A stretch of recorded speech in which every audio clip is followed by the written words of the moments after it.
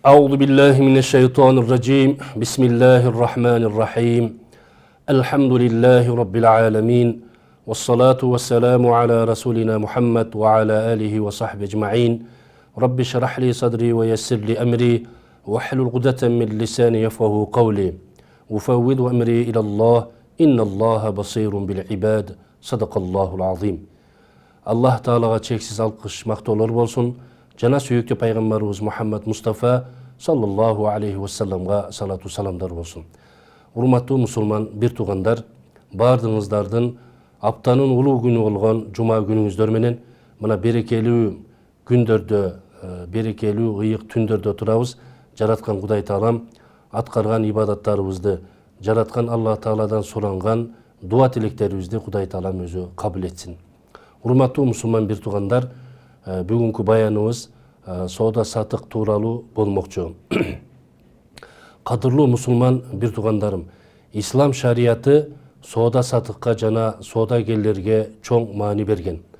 Ал сатып алуу жана сатуу эрежелерин, өкүмдөрүн түшүндүргөн, адал пайданы уруксат кылган, жер бетинде аракет кылып, адал ырыскы табууну жакшы ниет менен жасалса, сооптуу иш деп эсептеген. Ошондой эле зомбулуктан, адилетсиздиктен, ырайымсыздыктан, ачкөздүктөн, өзүмчүлдүктөн жана адамдардын муктаждыгын пайдалануудан каттуу эскерткен.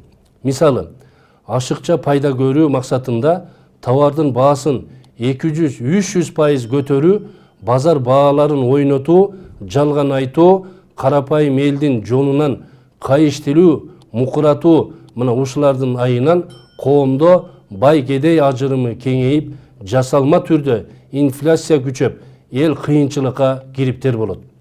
А динибизде жана наркыбызда кандай эле момун мусулман бир тууганына ар убак жардам берип, өзүнөн мурда өңгөнү ойлочу эмес беле, же ун, эт сыяктуу күнүмдүк зарыл азык түлүктөрдү жана көмүр, отун сыяктуу турмуштук керектөөлөрдү бир тууганына кымбат сатуу максатында сактаса, бир туугандыгыбыз кайда калат?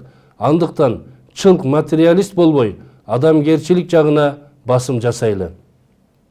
Урматтуу туугандар, биз өткөн тарыхтан мисал алышыбыз керек, жана өрнөк алышыбыз керек.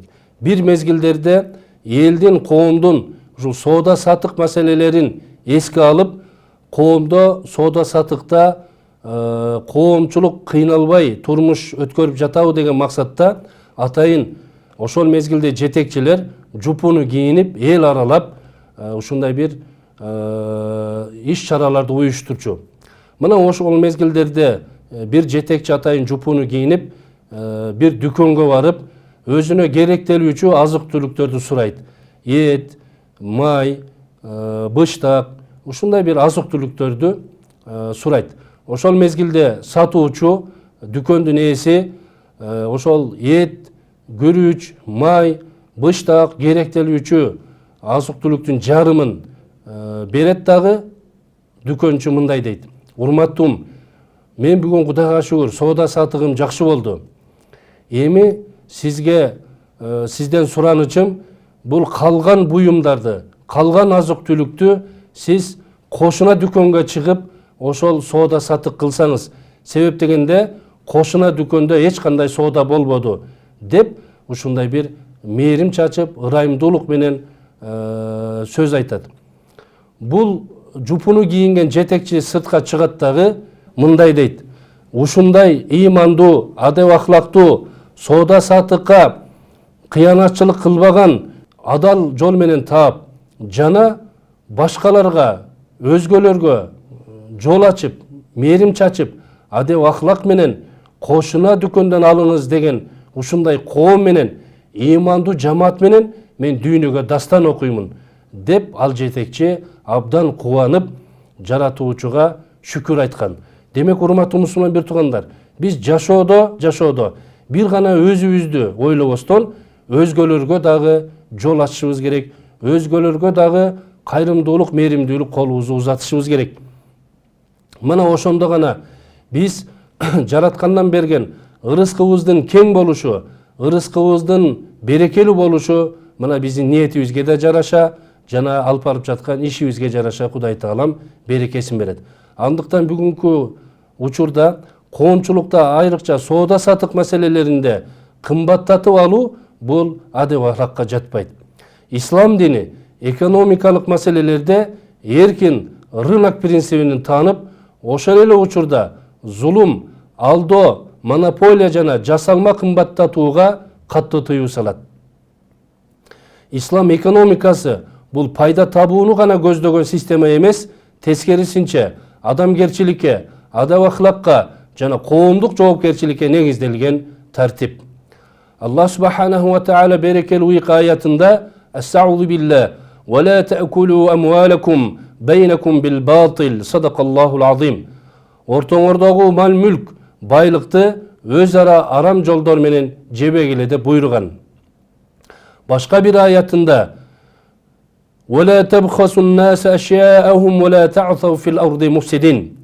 Адамдардын нерселерин кемитпегиле жана жер жүзүндө бузукулук кылып жүрбөгүлө деп Шуара сүрөсүнүн 183 аятында буйруган. Урматтуу туугандар, бааларды адилетсиз көтөрүү бул адамдардын акысын кемитүү болуп саналат. Ханафи алымдары бул аятты соодадагы ар кандай алдоо, ашыкча кымбаттатуу жана элди кыйноого салган экономикалык саясатка далил катары колдонушкан.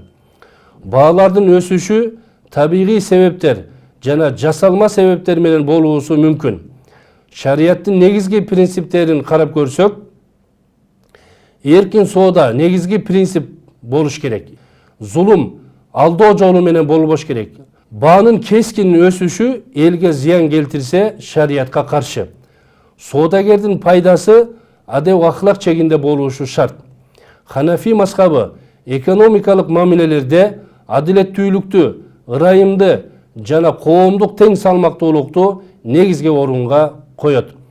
Баалардын кескин өсүшү эгерде ал табигый себептерден эмес, адамдардын ач көздүгүнөн келип чыкса, анда бул шариятта жакшы көрүнүш эмес. Тескерисинче, зулум жана күнөө болуп эсептелет. Мусулман бир туугандар, мусулман коомунда соодагер да, мамлекет да, керектөөчү да Аллахтан коркуп, коомдук жоопкерчиликти сезиши керек.